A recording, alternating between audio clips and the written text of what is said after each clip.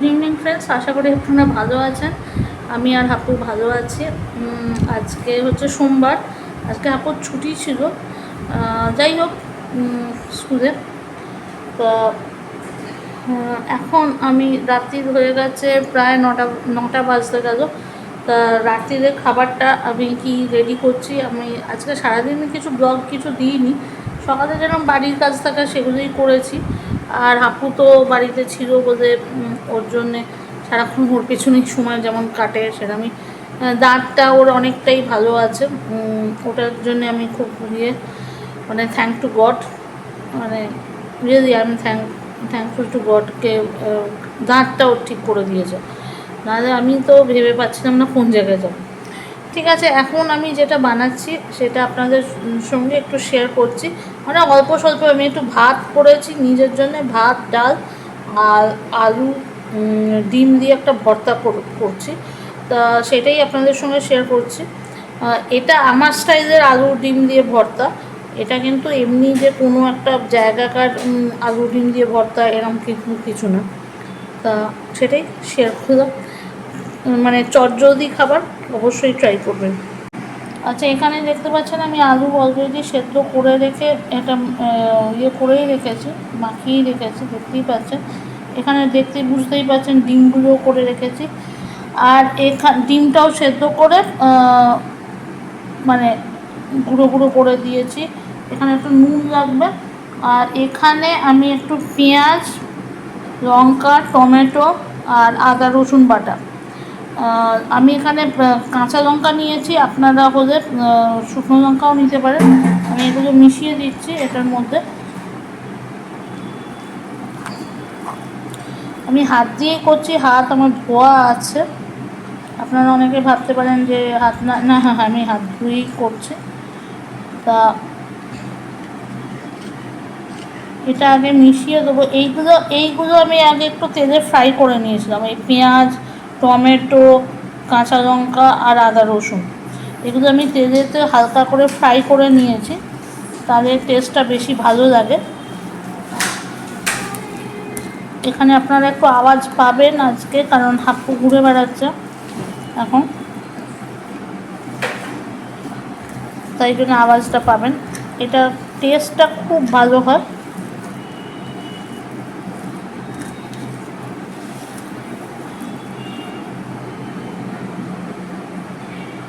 আর এর মধ্যে আমি একটু নুন দিয়ে দেবো। এখন আমাকে এই হাতটা একটু ধুতে লাগবে, আমি এঁটো হাতে করি না, এটা আমার একটা অভ্যেস আছে।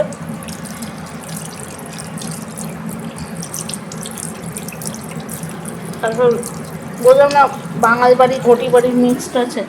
ঘটি বাড়িতে আমরা এঁটো হাতে ধরি না। যাই হোক, এঁটো হলে ওই পুরো জায়গাটাই এঁটো হয়ে যাবে আমরা বলি।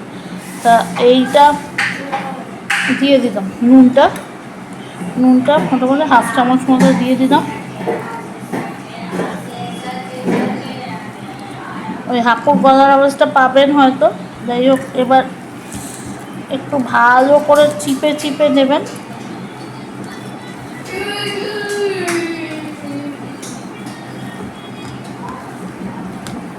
অনেকে এরমভাবেই খেতে ভালোবাসেন, তবে আমি একটু ডিফারেন্ট করি। কি ডিফারেন্ট করি সেটা আমি দেখাচ্ছি। আচ্ছা, এবার আপনারা দেখতে পাচ্ছেন আমি তেলটা অলরেডি একটু গরম করে নিয়েছি। যে তেলটাতে আমি এই পেঁয়াজ, আদা রসুন পেস্ট, টমেটো আর কাঁচা লঙ্কা ভেজেছিলাম, সেই তেলটার মধ্যেই আমি এটা দিয়ে দিচ্ছি। এখানে আমি দিয়েছিলাম, কিন্তু আমি এটা হয়তো আমি বলিনি, এটা আমি একটা বড় আলু দিয়েছিলাম আর হচ্ছে দুটো ডিম সেদ্ধ। তো এবার আমি এগুলো এর মধ্যে দিয়ে দিচ্ছি। এটা একটু ফ্রাই করে নেব, এটা খেতে আরও বেশি ভালো লাগে। এই তেলটার মধ্যে আপনারা ফ্রাই করে নেবেন, দারুণ লাগবে খেতে। একবার করে অবশ্যই খাবেন। আমি এখানে, আর যদি ধনেপাতা থাকতো আরও ভালো লাগতো, আর ধনেপাতা নেই আমার কাছে, কিছু করার নেই। তাই হোক, এটাতেই দারুণ গন্ধটা আসছে।